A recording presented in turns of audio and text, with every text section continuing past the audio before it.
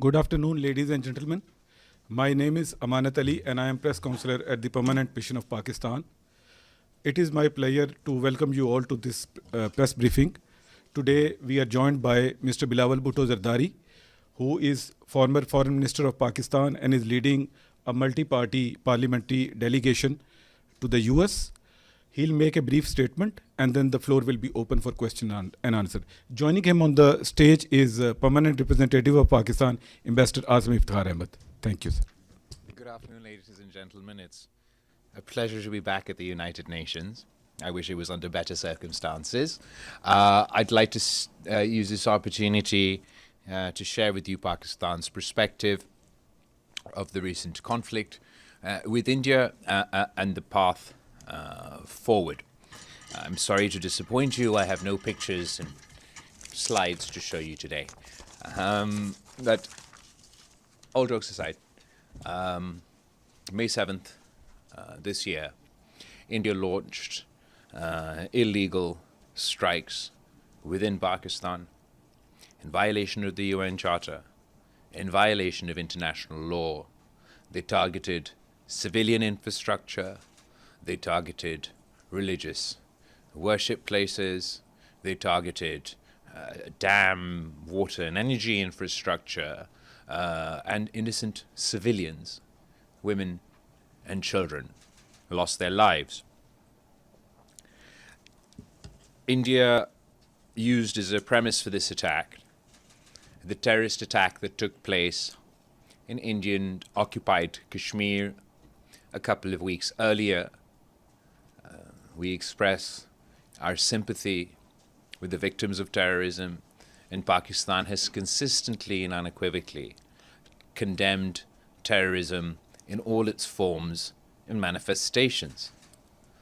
Immediately following this terrorist attack, the Prime Minister of Pakistan, Mr. Shehbaz Sharif, offered publicly to India and the international community that Pakistan was ready to be part of any impartial international investigation into this terrorist attack. We did so because we were confident, our hands were clean, and we had nothing to do with this terrorist attack. The Indian government refused Pakistan's offer and chose instead to conduct their illegal strikes. Pakistan only ever acted in self-defense. We never initiated any violence against India. On the first night, when their planes attacked our country, Pakistan's military responded with precision. They only targeted and downed 6 planes because we believed those 6 planes were the ones who released their load on Pakistan. Following that, the Indian government, in the next 2 days, launched missile strikes into Pakistani territory, and as a response to that, Pakistan responded in kind. Due to the intervention of the international community, and I'd like here to particularly to mention the role of the US President Donald Trump and his team led by Secretary of State Rubio, we did manage to achieve a ceasefire between India and Pakistan. This is a welcome first step, but it is only a first step. I must emphasize that the global community today is less safe post this ceasefire, post this conflict in India, than we were before. And that's simply because the threshold for a full-blown military conflict between 2 nuclear-armed states has come down, has not gone up. We've seen during the course of this conflict how quickly the escalation ladder between our two countries rose, and the concern is that the next time there is such an incident, there may not be time for the international community to intervene before things get a lot worse. That is why it is absolutely important for Pakistan, but for the international community by and large, to continue to pursue dialogue and diplomacy is the only viable path to peace. Pakistan's position today is that we would like to have a comprehensive dialogue with India that of course discusses the issue of terrorism. Pakistan is a victim of terrorism. The single largest number of terrorist attacks that takes place in any one country is Pakistan. The single largest number of victims of terrorism is Pakistan. I myself have suffered at the hands of terrorists. My mother, Shaheed Mohtarma Benazir Bhutto, who was assassinated by terrorists. The military leadership in Pakistan, the political leadership in Pakistan, Pakistan as a country, is not the caricature that India would like to paint of us. The political leadership have fought against these beasts, these terrorists on the front line, and we've paid a heavy cost in that battle. Our military leadership has fought these beasts on the battlefield. They've earned their honors and their titles and their promotions as a result of the taking them on in South Waziristan, taking them on in North Waziristan. Last time I was here before you, I was the foreign minister of Pakistan. Pakistan managed to go through the FATF process. And we had the FATF as an organization endorse that Pakistan has taken the appropriate measures for CT, for combating terror financing. It has become too easy internationally for hegemons, wannabe hegemons, to use the whistle of terrorism to justify illegal actions, to justify violent actions in Muslim countries, Muslim communities. You cannot take on terrorism. You cannot combat terrorism if you're going to use it as a political tool to demonize the Muslims within your own country, a political tool to demonize the Muslims in Indian-occupied Kashmir, and as a political tool to demonize your neighbor. Pakistan would still like to cooperate with India to combat terrorism. We can't leave the fate of 1.5, 1.7 billion people in the hands of non-state actors and terrorists. For them to decide at a whim that two nuclear armed powers will go to war. And this is the new normal or the new abnormal that the Indian government is trying to impose on the region. That if there's a terrorist attack anywhere in India, anywhere in Indian-occupied Kashmir, it means war with Pakistan. And reciprocity would mean that any terrorist attack in Pakistan, particularly given our long list of complaints about Indian involvement in Balochistan and Pakhtunkhwa with the BLA, with the war with India, that is untenable. You can't have no dispute resolution mechanisms between two nuclear armed countries. In addition to a dialogue on terrorism, where hopefully we're able to agree to some sort of mechanism, where if India has any complaints or Pakistan has any complaints, we should be able to bring those complaints to a mutually agreed forum, where we work together to identify the terrorists, to track the terrorists, and deliver justice to the victims of terrorism. To ensure that we cooperate to address this issue, rather than as a knee-jerk reaction go to war. In addition to this, obviously, there's a root cause. And in this case, the root cause of terrorism in Indian-occupied Kashmir is the unresolved agenda of Kashmir before the United Nations Security Council. There are promises that we made as an international community to the people of Kashmir, that India made to the people of Kashmir, and those promises are still not kept. If we're going to continue to ignore this issue and allow that wound to fester, there will forever be a bone of contention between India and Pakistan. In addition to Kashmir, the most recent front that India has opened in the context of this crisis is the weaponization of water.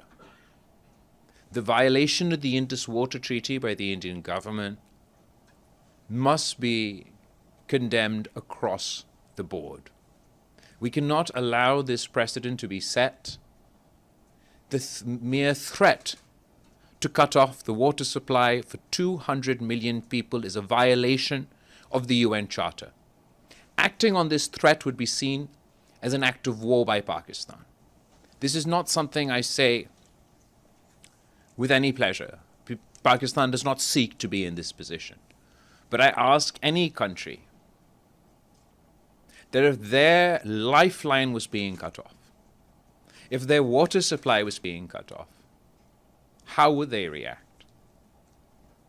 The weaponization of water, given the challenges of climate change, the water scarcity that we anyway face in Pakistan, is something that surely no civilized country can endorse, no civilized country must allow for this precedent to take root. The Pakistani delegation today is concluding our trip here to New York and our engagements at the United Nations, where we engage with various representatives of different countries and obviously of the United Nations, including the UN Secretary General, the President of the UN, the Security Council, E10 Group, and others, where Pakistan has appealed to the international community to assist us in our pursuit for peace. Just as the international community played its role in encouraging India to agree to a ceasefire, the international community must play its role in encouraging India to engage in a comprehensive dialogue with Pakistan so that we can address our issues and achieve peace. In conclusion, and before I take your questions, I'd like to know that India likes to present itself as a net security provider. The United States subsidizes the Indian economy, the Indian military, on the basis that it's to be a net security provider. India's actions have shown, as a result of this conflict, that they are a source of insecurity, not a source of security for the region. The true net security provider for our region and beyond will be peace between India and Pakistan. The President of the United States has a unique opportunity to deliver on his commitment to peace within the context of India and Pakistan. The United States enjoys good relations with Pakistan and enjoys good relations with India. From tomorrow, we will be starting our engagements in DC, where we'll be engaging with representatives of the United States government, of the United States Parliament, and we will be seeking to encourage the United States and other international players to play their role to facilitate this process. I thank you and I look forward to taking your questions. After this statement, the floor is open. Yes. Thank you, Minister. Nice to see you again on behalf of the United Nations Correspondent Association. Thanks for the press conference. I have two questions. My name is Betül Yürük with CNBC Turkey. First, a global question maybe. Do you believe current tariff policies under the Trump administration are harming developing nations like Pakistan? And my second question will be more of a bilateral question. Turkey and Pakistan have long enjoyed very close political ties, and recently with drone sales on the rise, can defense trade reshape economic ties between the two countries, between Pakistan and Turkey? Thank you. Thank you so much. As far as the tariff policies are concerned, I think everybody has their own experience. I believe that every crisis has an opportunity, and while the tariff policies surely pose challenges, they also pose great opportunities, particularly in the context of India and Pakistan, U.S. and Pakistan. What it means is we're able to have a more comprehensive dialogue about overall trade between Pakistan and the United States. Trade between Pakistan and the United States you're sort of the largest market for Pakistan, but we still haven't managed to unlock the true potential of this relationship. So while there are challenges in this whole in the context of tariffs, we believe that there is a opportunity in this crisis. We will be availing this opportunity, hopefully, for economic benefit, not only for Pakistan but also for the United States. There's a trade delegation coming soon to DC to engage with the Trump administration on economics, on trade in general. As far as Turkey and Pakistan, we have a long history. Our relationship has stood the test of time. The people of Pakistan deeply appreciate the role that the government of Turkey, but also the people of your country, played in this during this conflict. As far as defense sales or our economic cooperation, I'm sure that'll also grow from strength to strength. Turkey has always played a responsible role on the global stage, and I do hope that even in this context, they're able to advocate for dialogue and diplomacy in the pursuit of peace. Dr. Siam. Thank you so much, Abdul Hamid Sayam. Nice to see you again. I'm from Arabic Daily, Al-Quds Al-Arabi. Have you traced any involvement of Israeli military and Israeli drone in the attack on Pakistan? There are some reports say that immediately Israel, of course, they declared their support to India, but have you traced any weapons coming from Israel? And do you have another question also? Yeah, it's related to it. Don't you see also that India is copying what Israel is doing in the occupied West Bank by allowing the settlers to take over the land? And now India is copying that by allowing Indians to settle in Kashmir. Thank you very much. Thank you very much for your very pertinent and important questions. As far as the details of the Israeli equipment involved, I'll allow my team to expand if necessary. As far as I'm aware, absolutely, Israeli drones were used during India's attack on Pakistan. The parallels you draw, obviously, let me emphasize from the outset, there's no meaningful comparison that I can make between the plight of the Palestinians and the plight of Pakistan and the plight of Kashmir. What we're seeing in Gaza, what we're seeing in Palestine is uniquely outrageous, inhumane, and condemnable in all shapes, forms, and terms. Having said that, there are certain parallels that can be drawn.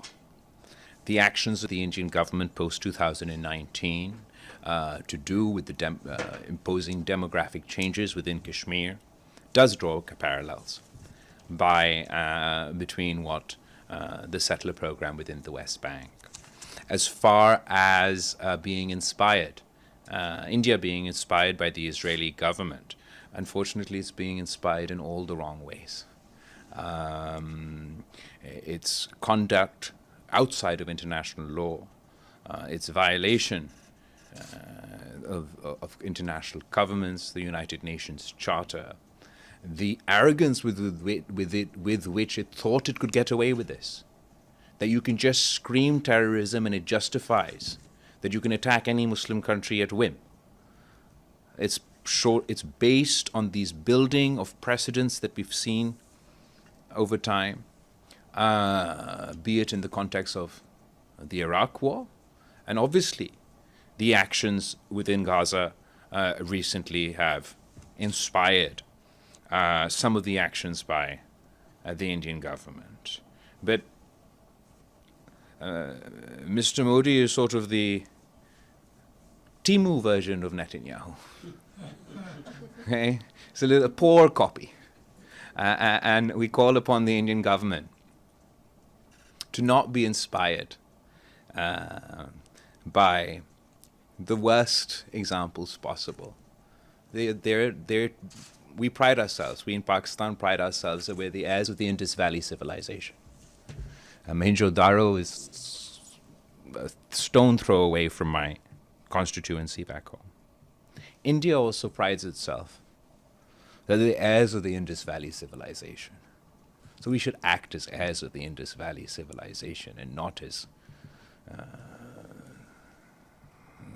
how we have been acting. One of the most incredible things about the Indus Valley civilization is that with all the archaeology that's gone on, we've not found a single weapon at all. The great advancements they had, urban planning, agriculture, water distribution, even sewerage and things. Not a single weapon. How far we've come from our roots. That an Indus Valley civilization, which didn't have a single weapon, is now armed to the teeth. I think that Prime Minister Modi must decide. He has two paths to follow before him. He could pursue the path of peace and be a true heir of the Indus Valley civilization. Or he could pursue another path, a path that we've been warning about, we've been seeing for some time, where Mr. Modi started off as being perceived as the butcher of Gujarat. He went on to become the butcher of Kashmir, and he aspires to be the butcher of the Indus Valley civilization with his assault on the Indus Water Treaty.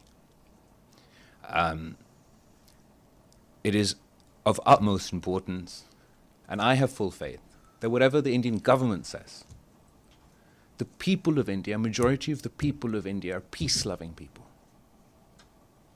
They want peace with Pakistan. The majority of people in my country want peace. So my delegation will be pursuing those aspirations of our people.